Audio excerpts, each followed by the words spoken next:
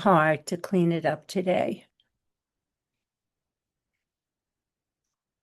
I've always loved water, loved looking at it and swimming in it and floating on it and being rocked to sleep by it. I discovered very early on that water was my element. And I moved to the 79th Street Boat Basin as a single woman, 30 years old in 1975. I moved to a little houseboat called the Mandala. And this is where I found community. And this is where I met my husband and where we raised our son, and where I found my calling as a naturalist and became a student and a teacher of the Hudson River. When you live along the river in Riverside Park, every season is beautiful. In the spring, you have this alley of apple trees that bloom from 72nd to 83rd Street. The dawns of summer and the sunsets of summer nights are so beautiful, as are the foliage of the trees of Riverside Park in autumn. Winter is harsh, but it has its own magical beauty. Boats are not insulated. And so over 37 winters, we went through every kind of stove imaginable: kerosene stove, pellet stove, wood stove, coal stove, diesel heater, propane heater, electric heater. We figured out how to stay warm. It's always 5 to 10 degrees colder on the river, but no matter what was going on outside, we were able to stay cozy and warm inside. The Boat Basin and Riverside Park were not always here. This is a painting from 1845 by Victor Audubon, the son of John James Audubon, the famous naturalist and bird artist. They owned an estate on 155th Street that went down to the Hudson River, because back then there were no railroad tracks. And so the environment on the west coast of Manhattan was dotted with beaches and coves and cliffs and bluffs and waterfalls. It was very beautiful. And if you look up past this sailboat, you can see the spit of land. That's where the Little Red Lighthouse is today. And that's where the George Washington Bridge spans the Hudson and attaches to the Palisades on the other side. But then, oh, wait, I want to talk about this picture too. This is a painting from 1869 in what was then called Stryker's Bay and what is now 96th Street. And this was a stream that ran down to the Hudson River. So it was just an idyllic, beautiful area. And then they decided to build the railroad tracks to carry goods from Manhattan up to Albany, to carry farm animals and produce from upstate down to the city.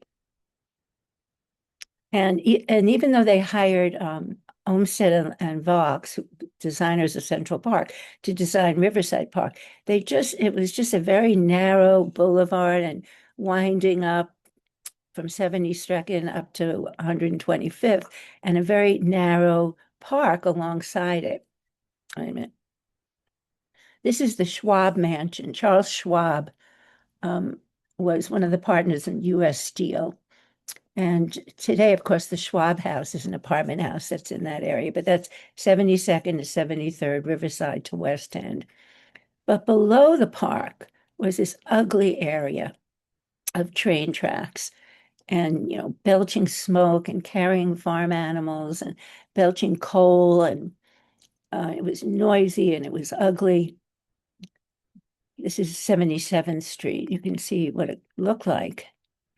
Just a barren wasteland. And then during the Depression, men who had fought in the First World War formed this Veterans Bonus Army. They had been promised extra pay that wouldn't be due till 1945. But meanwhile, it was the heart of the Depression. Many of them were jobless, homeless, hungry, and poor. And so they marched to get the money they would need in order to live. And they camped out in Washington, D.C., hoping that Hoover, President Hoover, would relent and give them money. He didn't, and he called in the army to destroy their camp. Men were killed. They fled Washington, D.C., and formed these encampments called Hoovervilles, a big one in Central Park and another big one along the Hudson River from 72nd to 79th. They called it Camp Thomas Paine after the man who wrote These Are the Times That Try Men's Souls. They were very organized. They were very clean. The wealthy neighbors like Charles Schwab and others would bring them food and hire them for odd jobs. They had their own vegetable garden. But it couldn't last because along came Robert Moses, and he was Parks Commissioner in 1934, and he raised millions from the federal government under Roosevelt to put men to work.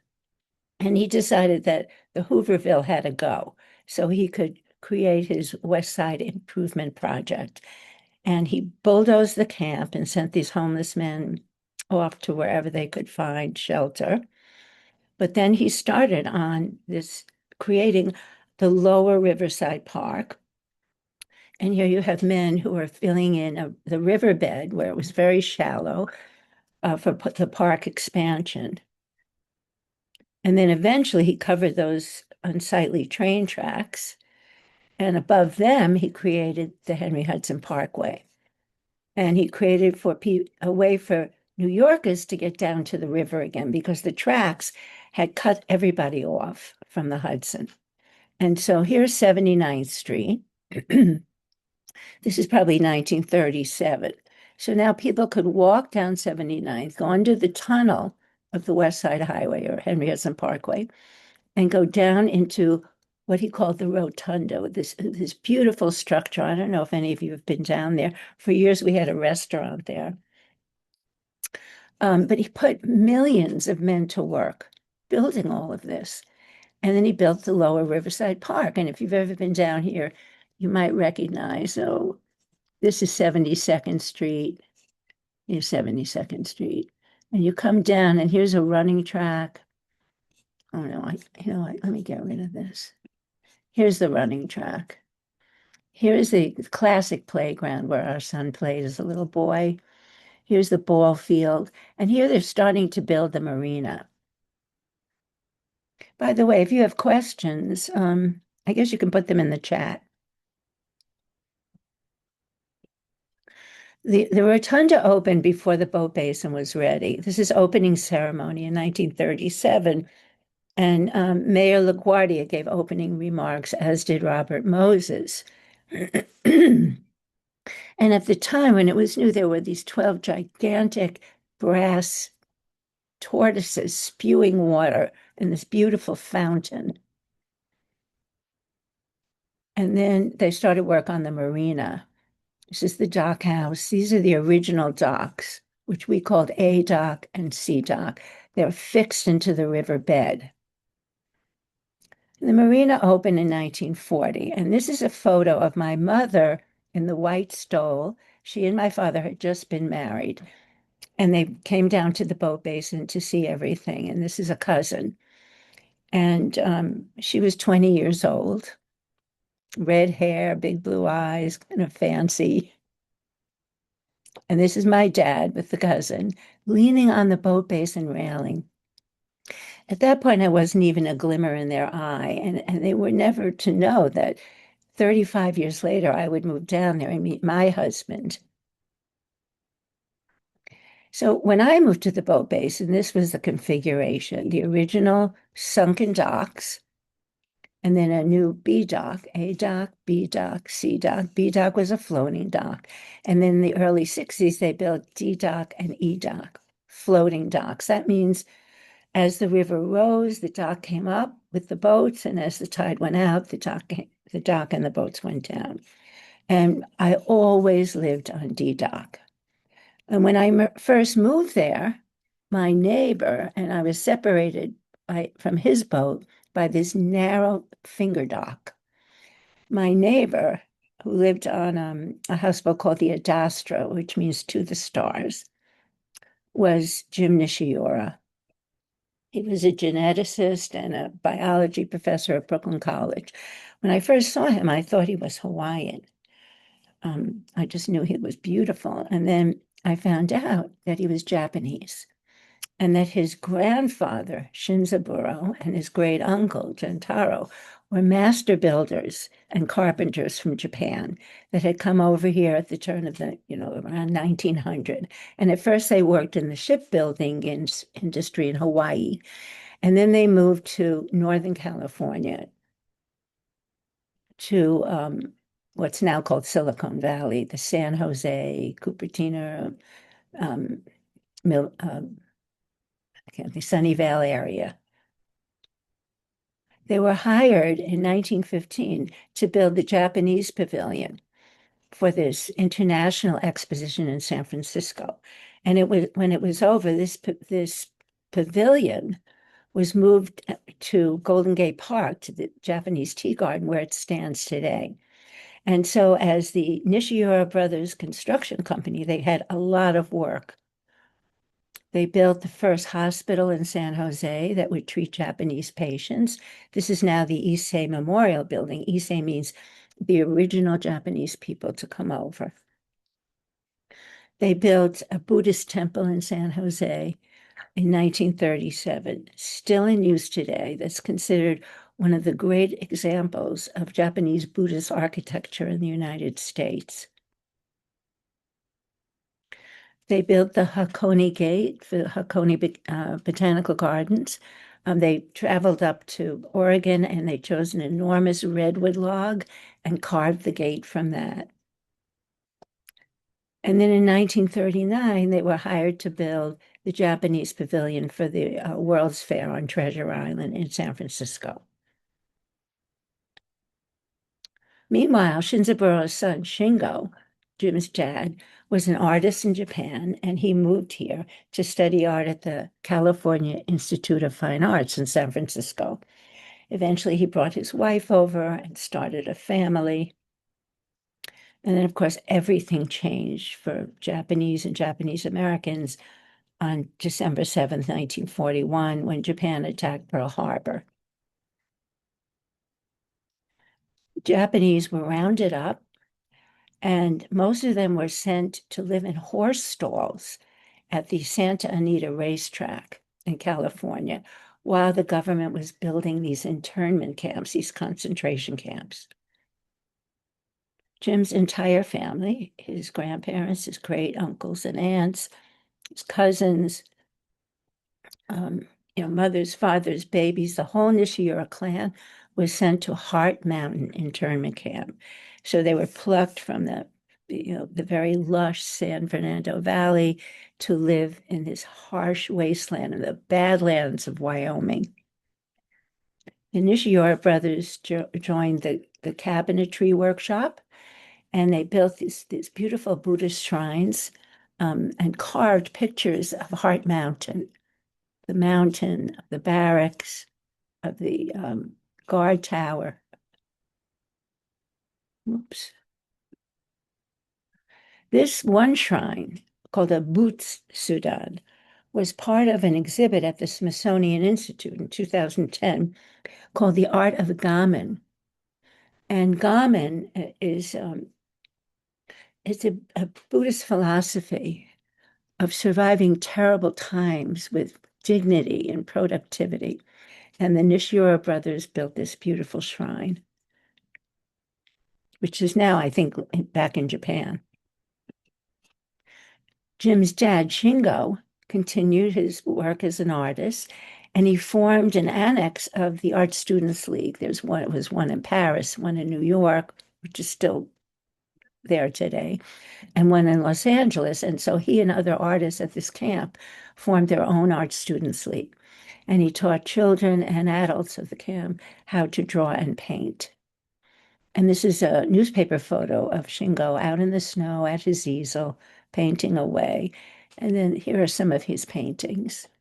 Heart Mountain in the snow, the barracks in the mountain, a neighbor, some flowers.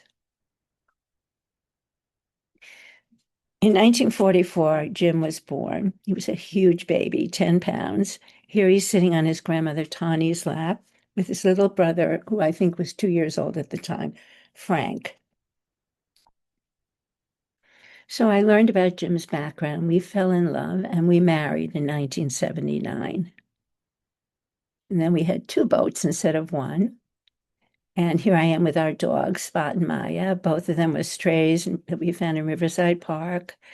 And I became pregnant. And then Jonah was born in July 1980.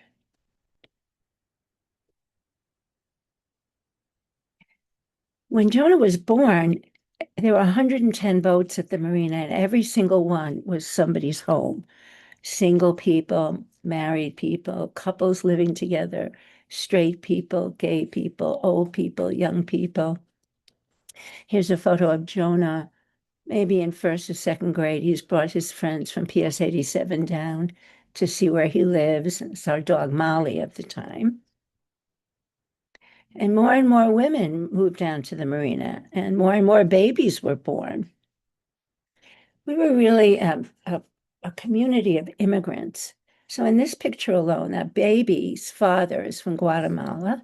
There's Jim, and there's Didier next to him from France. And then there's Simone in the cap from Rome. And on the other side of our deck is Fritz, who was the engineer for the Malcolm Forbes yacht, the Highlander. And then my friend Cindy next to him, a fabulous artist who's married to Daron from Israel. And then this is Kazumi from Japan, and her husband Jan is from the Netherlands. And Harumi, also from Japan. She was a textile artist at the Metropolitan Museum of Art. And her husband Benno was also from the Netherlands. Siboney de Bagno was a documentary filmmaker for the United Nations. And he traveled around the world filming these wars in different countries. And every country he visited, he would bring back something beautiful, a painting or a textile, and make the inside of his boat just a work of art. And then there was Nobuhiro Yamaguchi, who was from Japan and sailed his little boat to New York via Tahiti. He was an artist. He was a sculptor and a painter. And he'd walk around Riverside Park with a wheelbarrow and collect tree branches and tree trunks, bring them back, and lean them up against the ball field fence and carve them into these totem poles. This is a photo of his little sailboat, surrounded by ice with the totem poles and painted baskets.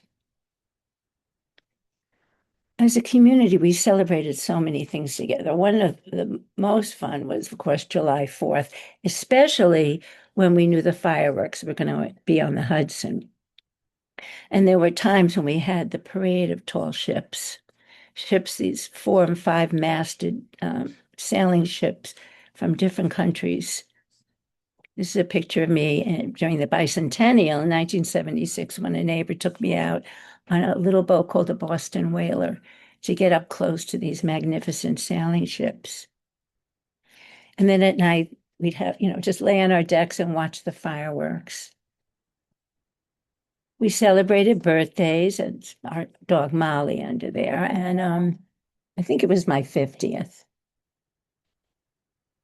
And during the summer, gardens bloomed everywhere. This is my deck. I'm with my neighbor Anique, who lives in Vermont now. I think she was about 4 then. And my neighbor Josh Bloom garden with his morning glories and sunflowers and his banjo. And the fixed docks had all kinds of planters and flowering plants. It was beautiful. So in 2005, our son, you see here, fell in love with Gina. I think this was my 65th birthday. There's Jim, and we were out on a sailboat. You can see the Upper West Side. You can see the little marina and Riverside Park. And they got married in 2010. And our granddaughter, Aya, was born in 2014. Winters are beautiful time of year, but of course, as we're soon to find out on Monday, a very dangerous time. When I told my parents that I was moving to the boat basin, my mother immediately said, "Are you crazy? You're going to be mugged. You're going to fall in the river and drown. You're going to be lonely. It's going to be horrible." And my father said, "That is fantastic. What a unique and wonderful way to live." So you can see why they got divorced. But winter is very dangerous. In December 1992, it rained, I think from the 9th to the 11th of December, nonstop. And the river rose and rose and rose and came up into the park, came up across into the Henry Hudson Parkway. It crippled the city. There were swans swimming down the Grand Concourse. Here's Charles McKinney surveying some of the damage at the boat basin. This was a newly built dock, a dock that was lifted up by the river and slammed into boats, people's homes, and they were destroyed. And then in 1995, it was a very cold winter, and tremendous ice had formed in the Hudson Valley. And once there was a thaw, the ice started to move south on the outgoing tide. And then when the tide started coming in, it brought these huge sheets of ice, larger than a football field, right into the marina. This is my neighbor, Werner, who lived at the end of the dock. He was from Switzerland. His wife, Raquel, is from Colombia, South America. And his boat was pushed up onto the dock. And neighbors came from all over and went out on the ice with broomsticks and boat hooks. Here's Werner, here's Tyrone from Israel, here's Didier from France, here's Troy, who was in his 60s then, who worked at the marina, breaking up the ice so we could move the boat off the dock. And that summer, we had a celebration in front of Werner and Raquel's boat, celebrating our survival of that difficult winter. I'm going to turn off my sound. This is a little video I made of Jim bringing our dog at the time, Sadie, onto the boat. This is 2010. It was a very bad winter.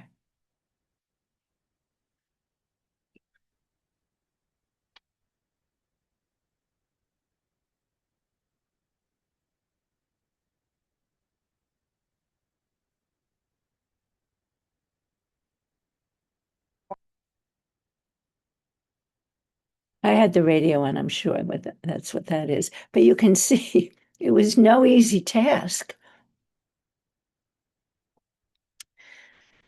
And then in 1992, my life changed.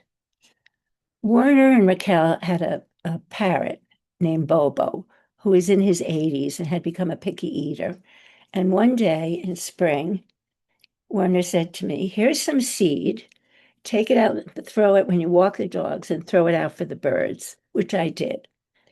And I didn't really know the name. I mean, I love nature, but I had no knowledge. I mean, I knew what a pigeon was, or a starling, or a blue jay, or a sparrow, but that was about it. And then one day, this beautiful little bird showed up, a tawny brown body with a red crest and a red beak and red wings. I had no idea what she was. But she followed me. She followed me on every dog walk. So I would walk the dogs in the morning and the afternoon, and Jim would do the nighttime walk. And she followed me every day, every week, every month for 3 years. She would sit on that railing that my father leaned against and call to me in the morning, "Zip, zip, zip," which is the alarm call of this bird. So I borrowed a field guide to birds from a friend. I didn't know they had such a thing as a field guide. And I identified her as a northern female cardinal.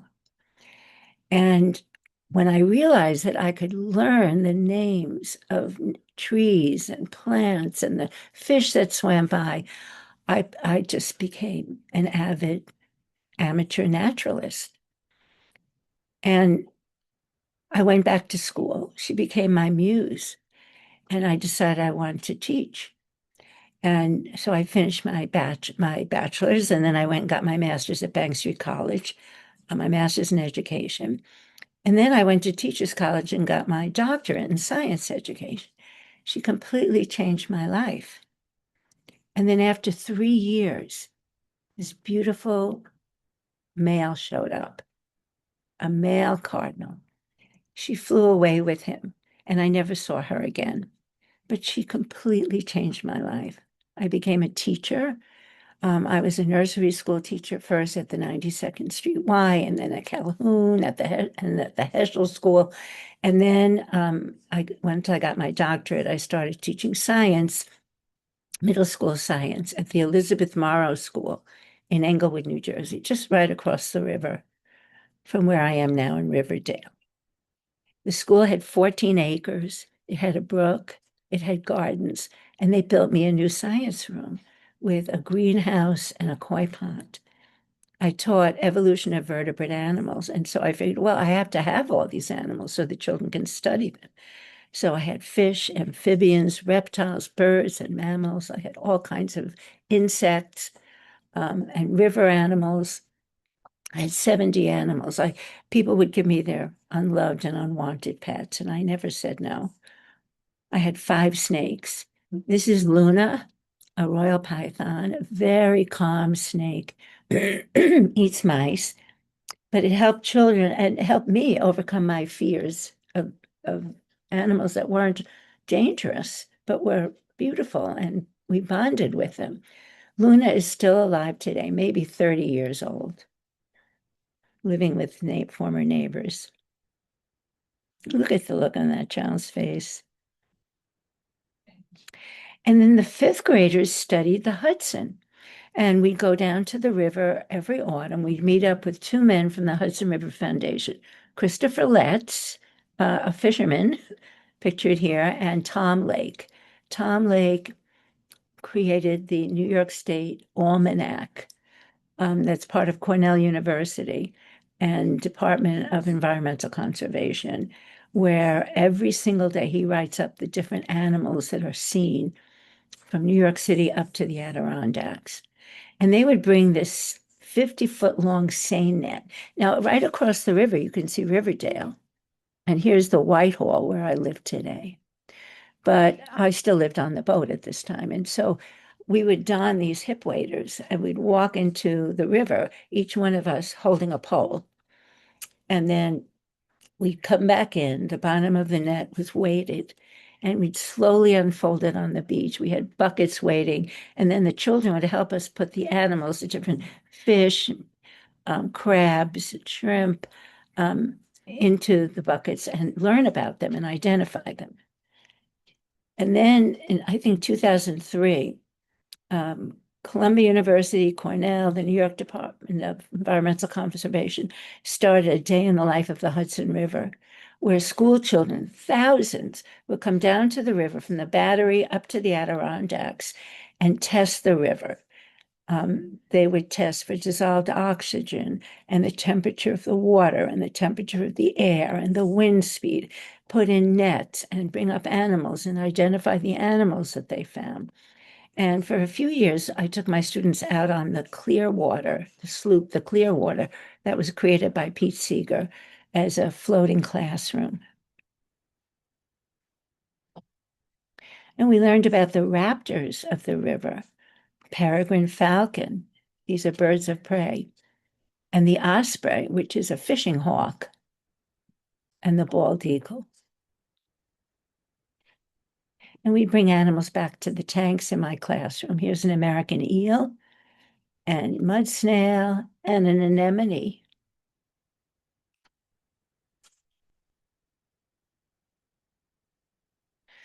This is an oyster toadfish. They're bottom dwellers. And the male, during mating season, emits this call like a foghorn that can be heard for miles. And the female will swim up, lay her eggs. He will fertilize them. She swims off, and he raises the babies. I had traps all over the marina and around my boat. And this is my neighbor's son, Cody, who's now an engineer in his, mid or late 30s, pulling up a trap. once we pulled up a trap and I saw this piece of what I thought seaweed sticking out, but then it turned its head and looked at me. And I put it in the tank on my kitchen table and I realized that it was a pipefish, a northern pipefish. They are related to seahorses. And like the seahorse, the male gives birth. The next morning, I got up to look in the tank, and there were all these little hairs floating around. So I put one under the microscope, and sure enough, it was a baby pipefish, hundreds of them. So I returned the dad and his babies back to the river. And then one summer afternoon, Jim and I pulled up a trap, and all this slime oozed out. So I put that in the tank, and it started to swim. And then I learned that they were cone jellies. They're not jellyfish. They're an even more primitive animal, but they have these ridges covered in cilia that move, but also reflect light. And so at night, you can see if you touch the river, it would glow purple and blue and green from the bioluminescence from these animals. One night, I think maybe it was 2005, there was a knock on our door. And a neighbor said, "You have to come out. There's a seal sleeping on a bed of ice." I had never seen a seal in New York City except at the Bronx Zoo or the Central Park Zoo. And so we jumped up, we threw on our coats and hats and scarves and boots because it was freezing. And we ran down the dock, and there was this beautiful harbor seal fast asleep on this floating bed of ice with a little blue ball. More and more seals started coming up on these swim platforms, and they'd face the east in the morning to get the sun, and then in the afternoon they'd flip over and they face west. They face New Jersey to get the sun, and then in the evening they'd slip back in the river and swim away. We had lots of ducks. In the middle, you see a canvasback duck surrounded by mallards. When I first moved to the marina about 50 years ago, there'd be thousands of canvasback ducks spending the winter on the Hudson. There are very few now. They usually summer in the Midwest in these gigantic ponds. Many of them have been filled in for development. And then one year, this beautiful little male mandarin duck showed up. God, they are just the most beautiful ducks. There was one in Central Park some years ago.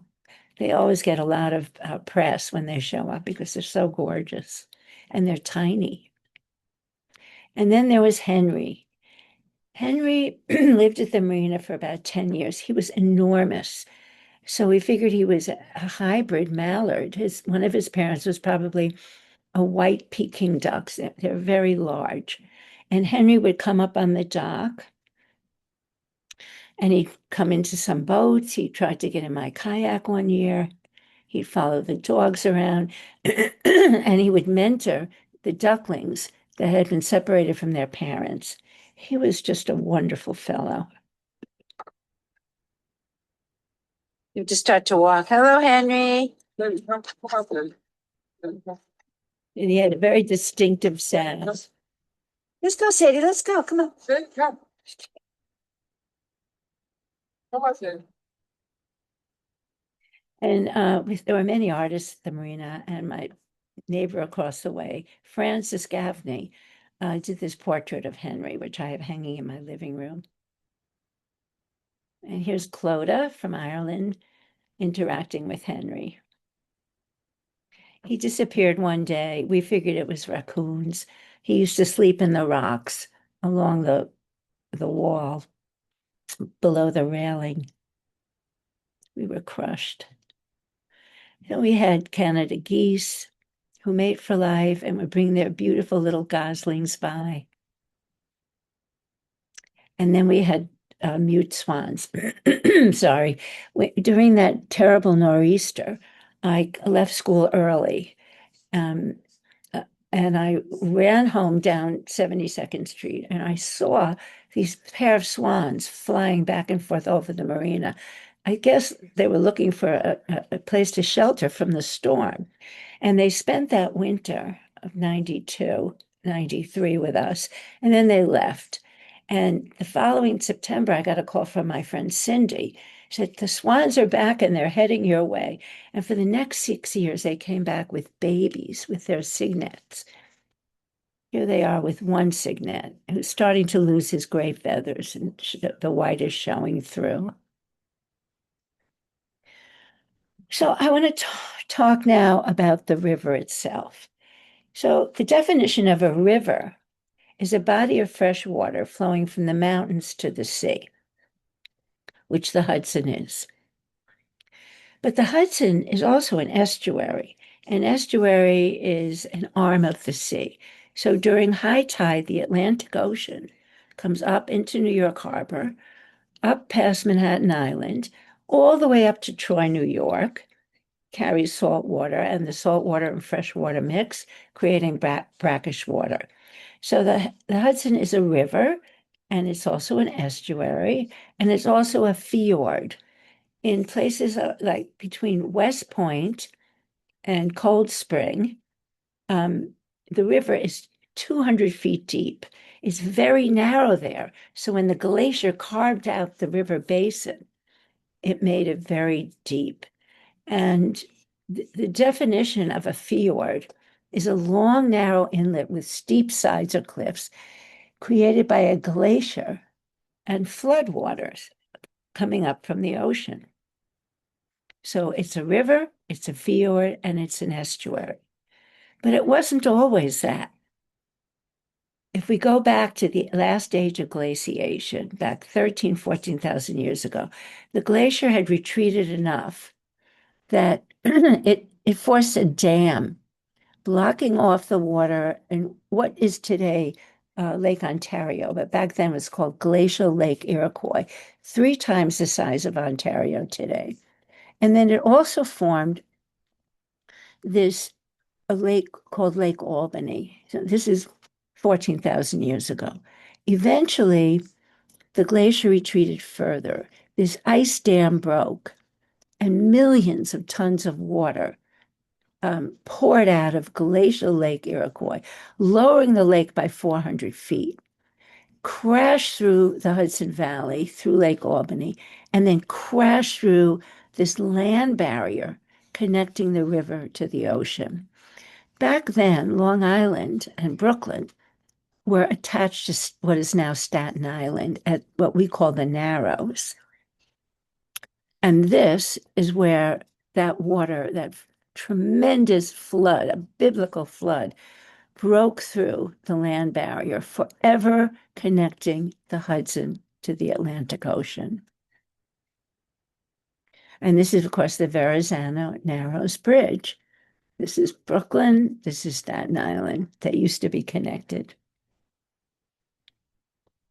Once the glaciers retreated and the river became an estuary, all kinds of life moved into our area.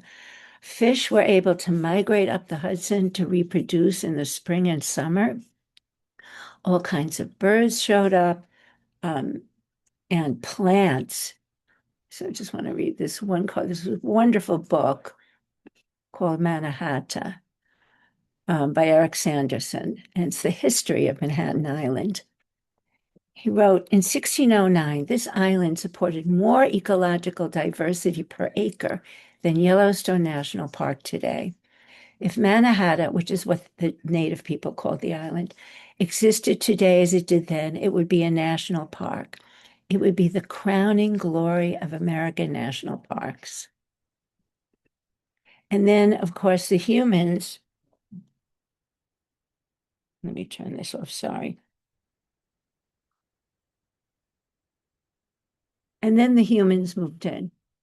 The Lenape people, the Native Americans of our area, and they used the river to bathe, to fish, and to travel in. And they used the seine net to bring in these migrating fish that would come up by the millions. And so in the early spring, they would fish for American shad, which they would bake and hang out in the sun to dry so they would have protein over the winter. These were some of the main fish they depended on for food that would migrate up by the hundreds of millions. American shad, striped bass, and the Atlantic sturgeon. They also depended on oysters. Before Europeans came here, there were more oysters in the New York estuary than anywhere in the world. Half of all the oysters of the world were here. And this animal allowed the river to be pristine and to be a home for many different animals. And it also fed many different animals, including humans. One oyster can filter up to 50 gallons of river water a day, 2.5 gallons an hour. They get their food from the particles in the river, but they also take in nitrites and nitrates that cause algal blooms.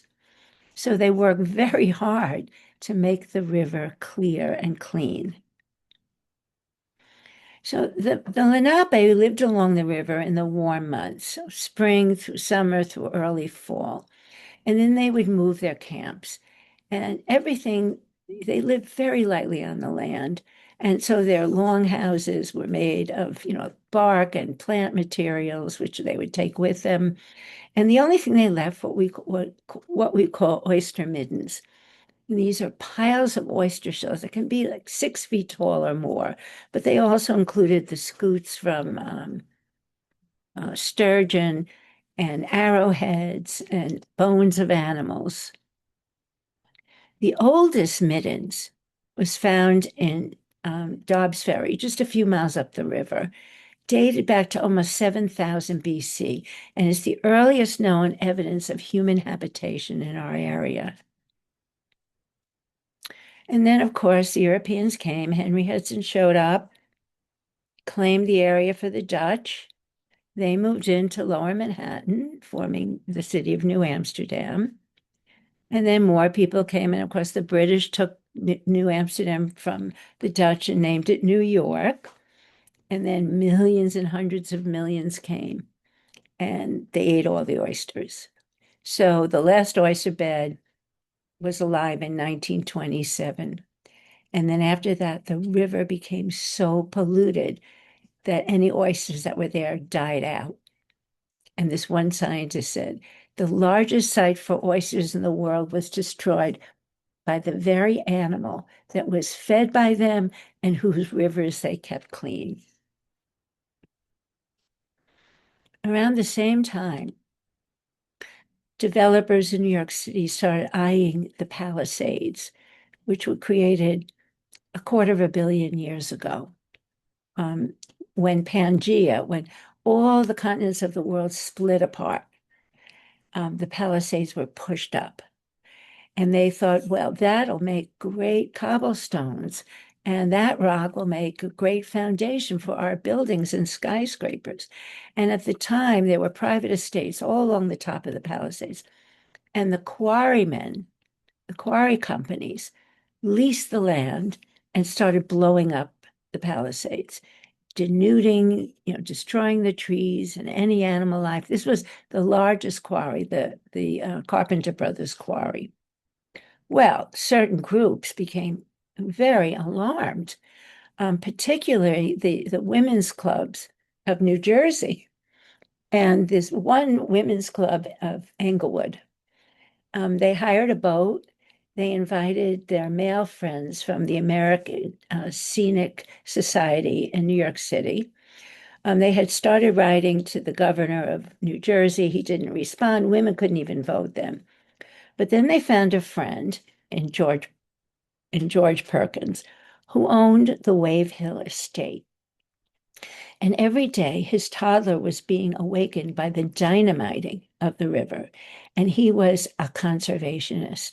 And he was a very good friend of Teddy Roosevelt, who happened to be governor of New York State.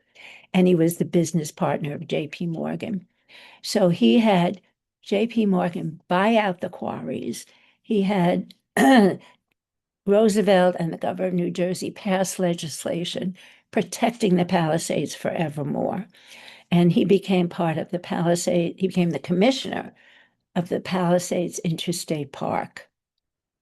So we have him to thank. So they created the park. They built bathing beaches and bathing houses, and millions of New Yorkers would come across on the Dyckman Street Ferry and the 125th Street Ferry. And these bathing houses had thousands of lockers, and they would spend the day there, swimming and cooling off in the hot summers. Today, if you go down there and walk along the shore, you'll see the ruins of the bathhouse because eventually the river was being polluted um, throughout the 20th century. This is the picture of Penn Central Railroad uh, pouring all kinds of oil waste into the Croton River, which eventually ended up in the Hudson, killing wildlife, starting fires. This is Con Ed upstate, which dumped hundreds of tons of PCBs into the river, killing the fish, giving cancer to the people who ate the fish. And then this is the Con Ed, the General Motors plant at Tarrytown that painted up to 200 trucks and cars a day. And at the end of the day, they would dump the paint and any chemicals directly into the river. And a member of the Hudson River Fishermen's Association said, you can tell what color cars they are painting on any given day by what color the river is. And so this is from an article in the New York Times in 1971. The Anaconda Wire and Cable Company in Hastings dumped oil, metal, and solvents directly into the river. And so from the 1850s to the 1970s, the river became uninhabitable for the fish. It became a dead river. Pete Seeger in 1969 built the sloop, the Clearwater. He said, build a boat, I'll build a boat, and I'll save a river. And he built it as a floating classroom. And then the fishermen of the Hudson River Fishermen's Association started fighting for the river. In 1969, Robert Boyle, who was a researcher and a writer for Sports Illustrated magazine, discovered two ancient laws that made it illegal to pollute American waterways, wetlands. And they sued, and they found out if you could successfully sue a polluter, you would get money. And they got a lot of money from these lawsuits, and they used it for more lawsuits. And they went to Washington, D.C., and they fought for legislation to protect the Hudson and protect American waterways, and they were successful. The Clean Water Act was passed in 1972, and then it was updated in 1977. This is a picture of the North River Sewage Treatment Plant along the Henry Hudson Parkway between 145th and 135th. Once the Clean Water Act was passed, New York State and New York City had to build sewage treatment plants because before that, every toilet on the west side, from the Battery up to Inwood, flushed directly into the Hudson River. And so they convinced the people of Harlem to let them build this sewage treatment plant, but the people of Harlem demanded that they build a state park on top. And so I don't know if any of you have been there. It's beautiful. There's sports fields. There's an Olympic-sized indoor pool. There's a smaller outdoor pool in the summer. There's a cultural building where I took piano classes and art classes. There's an athletic building. There's a community garden. I swam in that indoor pool for years. And then at the same time, this not-for-profit called the Billion Oyster Project was created to restore this important animal back into the Hudson River estuary. They hope that by 2035, they'll have 1 billion oysters back in the river. And there's school children and teachers and citizen scientists and families who are help. And thousands of New York City restaurants donate the empty oyster shells because the oyster larva, the little baby oyster, swims around until it can find a hard thing, a hard substrate to attach to. And so if it finds oyster shells, it will attach and grow new oysters. And they've become very, very successful. In 1998, I had my first swim in the river. It was a heat wave. I remember it was 98 degrees. And I remember standing and looking down, and I was just coming from walking Molly. And my neighbor, Ray Stevens, was with me. And I said, "Oh, I'd love to jump in." And he looked at me and he cannonballed in. And then I cannonballed in. And then my neighbor Werner put a rope ladder for us to get out. And then after that, I would check the river every day for bacteria. And if it didn't show up, I'd go swimming. And we got kayaks. And the river cleaned up. The fish came back. All the native fish have returned. And what's considered the most important fish of the sea, the menhaden, that swim in schools of thousands and feed many different animals, striped bass and bluefish and diving ducks and osprey and bald eagle, and the largest animal of all, the whale. The humpback whale has returned to New York City coastlines. Their numbers have increased 100-fold. There's a wonderful organization called Gotham Whale that you can look up that keeps track of all the different humpbacks that come because there are menhaden for them to eat. The river has survived, but the Little Boat Basin has not. Hurricane Sandy pretty much destroyed it. This picture of the ruined docks and the dock house on the right. And in the summer of 2021, the Parks Department said everybody had to leave. Most of the people, and there were maybe 12 or 15 boats that were left because they stopped giving year-round permits. And so you had people who could live there year-round, but anybody coming in that was new could only live there in the summer. Well, from April through October, and then they had to leave. And many of them went to Liberty Landing Marina by Liberty State Park in Jersey City and live there today. And the boat basin is closed. And if you drive down along the Henry Hudson Parkway, this is what you see, just a bunch of empty docks, a ghost town. They're rebuilding the rotunda, and I guess eventually they pull out all the old docks and put in new docks and a dock house. And Jim and I live in the Whitehall, looking out on the Hudson River and the Palisades with beautiful sunsets. But it was the boat base that completely changed my life, that brought me community, that brought me love, and that brought me my calling in life. And that's the end.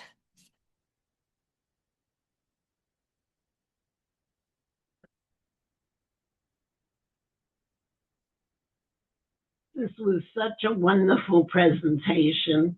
I Thank learned you. so much. It was fascinating Oh, and good. wonderful, and I thank you very, very much. Thank you. Thank you.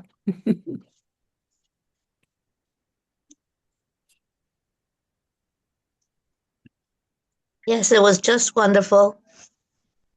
It was like you must have had quite an interesting life, and it was unusual and interesting. And thank you so much for sharing it with all of us. You're welcome.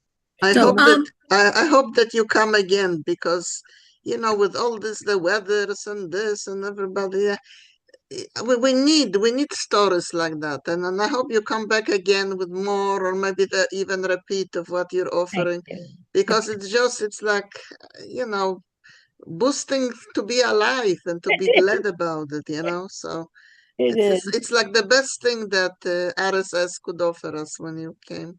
Oh, Thank you thank good, so much. Leslie, you need another book. We need to invite you back. Well, So, even without a book, even just to repeat what you have and maybe a little exactly. I bit mean, more look, detail. I have my book about the parks, about birds, about trees, about honeybees. And anything that you can just do, Yeah, I loved so it. much It was appreciate. okay. Thank I have a couple people here in the center who would like to ask you a question if you're open to Sure. that.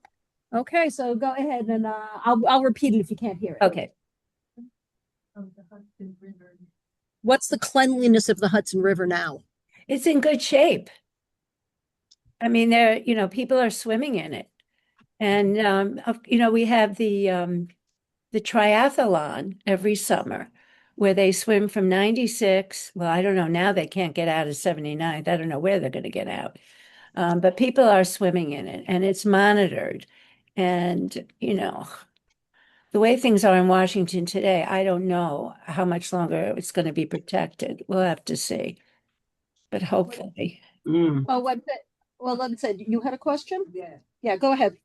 We'll just take turns. Yeah. I'm so glad that you brought up the topic of 79th Street Boat Basin, because I have a personal connection with it. I used to reside there. People don't know it's a best kept secret of New York that it's not only a place to dock your boat or seasonal purposes, but people actually live there.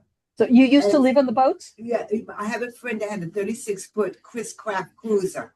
Oh, A friend of mine. No, she said, what's the name? remember her name or his name? Yeah, Lou Gonzalez. Lou I know Lou. Gonzalez. Oh! Oh, what a small Yeah. world. Lou. Yes. And one day we had a crazy idea to take the 16-foot Silverline speedboat all the way up to Canada from 79th Street. Wow. Went through 9 locks, so the lock's still there. The Oh, lock going through Poughkeepsie, Schenectady, and further on. oh, And it's 9 locks to go through to get there. And we got to the border and we turned around and came back with 10 days. what an adventure.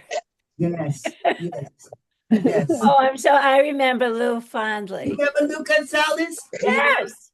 Who else used to live? You remember the Forbes boat that was docked out? Yeah, the Highlander. And it's Yes. Forbes boat just stationary. It always was there.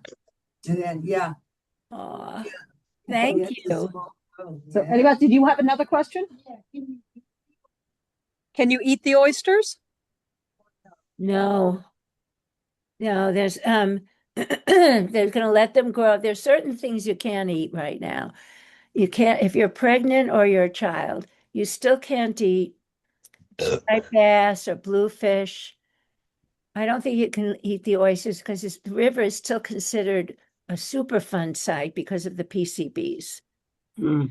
But the oysters are doing their job of filtering the river. Mm. And so at some point, once Con Ed gets rid of the PCBs, and that's going to take a while, then I think you should be able to eat all these animals again. Mm. It's just a tragedy. So, Leslie, what year was it when you had to actually leave, when you couldn't reside there? Yeah, so when did we leave? I think my granddaughter just got here.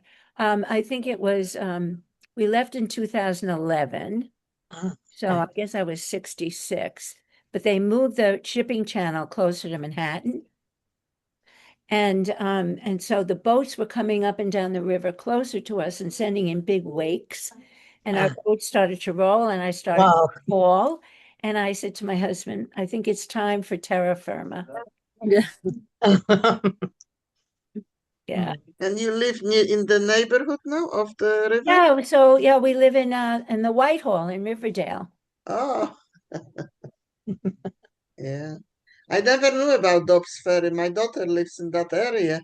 That the Dobbs Ferry was like the first kind of settlement of the Native Indian. people, yeah, the oldest.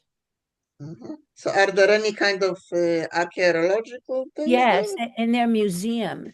They have a historical society there. And you can Oh. go and you can look at the artifacts that they've collected. Oh, I didn't never know about the historical Yeah, society, yeah. Dobbs Ferry. Yeah. And did you mention Hastings also? Yeah, Hastings there was the Anaconda Wire Company that dumped metal and oil and but no more, right? Not no anymore. more, no Yeah. more. Yeah, my daughter lives there. Yeah. Beautiful. Please come back with more, whatever you Thank need. you, anytime. So I'm sorry, did you want to ask, you said them? Yeah, I just sort of reminisce when They used to have the showing of all the ships and then they were parading through. Oh, that was in 76. Yeah.